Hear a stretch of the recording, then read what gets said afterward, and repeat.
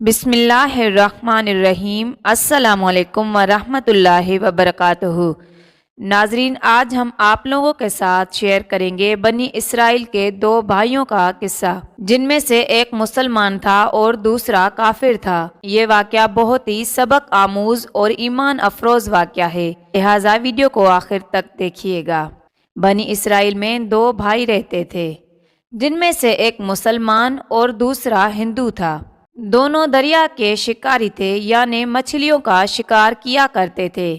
کافر بت کو سجدہ کرتا، مگر جب مچھلیوں کے لیے دریا میں جال ڈالتا تو اس قدر مچھلی آ جاتی کہ ان کو کھینچنا مشکل ہو جاتا، مگر مسلمان کے جال میں صرف ایک مچھلی آتی اور وہ اسی پر صبر کے ساتھ خدا کا شکر ادا کرتا۔ اتفاق سے اس مسلمان کی بیوی ایک روز چھت پر گئی تو اس کی نظر کافر کی بیوی پر پڑی، جو زیور اور بہترین لباس سے آراستہ تھی۔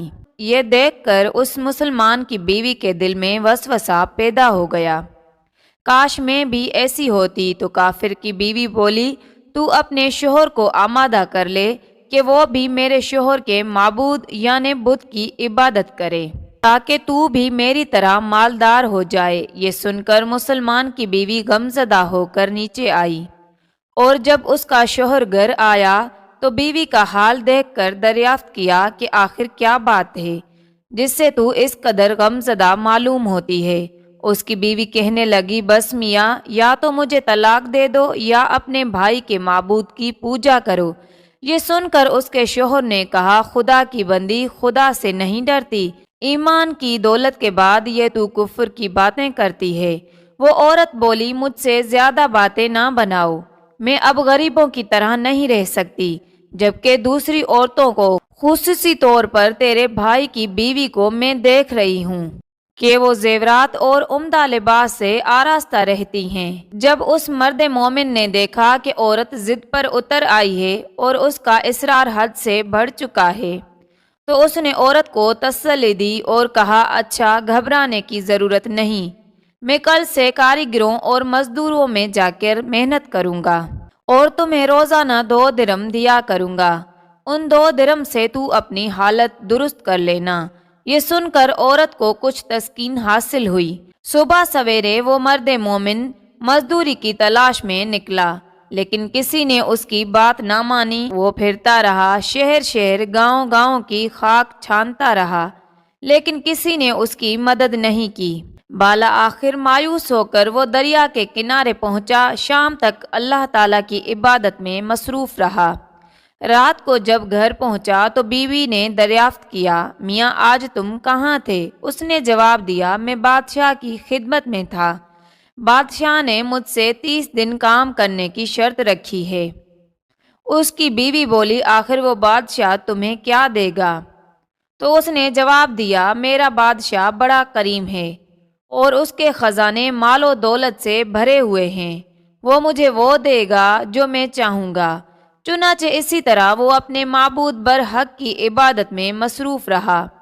30ویں رات ہوئی تو بیوی نے کہا، سنو میاں، اگر تم نے کل مجھے مزدوری لا کر نہ دی تو تم مجھے طلاق دے دینا۔ یہ سن کر اسی کو کسی قدر پریشانی لاحق ہوئی۔ 30ویں صبح اس نے یہودی کو کہا، کیا تم مجھے مزدوری پر لگا لوگے؟ یہ سن کر یہودی کہنے لگا، ہاں، تم کو مزدوری مل جائے گی، لیکن شرط یہ ہے کہ میرے پاس تمہارے کھانے کا کوئی بندوبست نہیں ہوگا۔ چنانچہ وہ مرد مومن روزے کی نیت کر کے اس یہودی کے ساتھ کام پر گیا۔ ادھر دوسری طرف ایک آدمی اس کی بیوی کے پاس گیا اور دروازہ کھٹکھٹایا۔ جب اس کی بیوی باہر نکلی تو اس آدمی نے اس کی بیوی کو 29 اشرفیاں دیں اور کہا، یہ تمہارے شوہر کی مزدوری ہے۔ تمہارا شوہر 29 دن سے بادشاہ کے کام میں تھا، یہاں تک کہ تمہارے شوہر نے بادشاہ کو چھوڑ دیا۔ اگر وہ 30ویں دن بھی کام پر جاتا تو اس کو بہت سے اجرت مل جاتی، لیکن وہ یہودی کے پاس چلا گیا۔ اگر وہ مزید بادشاہ کا کام کرتا تو بادشاہ اس کو مزید اجرت دیتا۔ بس یہ لو 29 اشرفیاں، اس میں 1 اشرفی اس لیے کم ہے کیونکہ آپ کا شوہر 30ویں دن کام پر نہیں گیا۔ چنانچہ وہ عورت ان میں سے ایک اشرفی لے کر بازار گئی۔ سونار نے جب وہ اشرفی دیکھی تو 1000 درہم اس کی قیمت اس عورت کے حوالے کر دی۔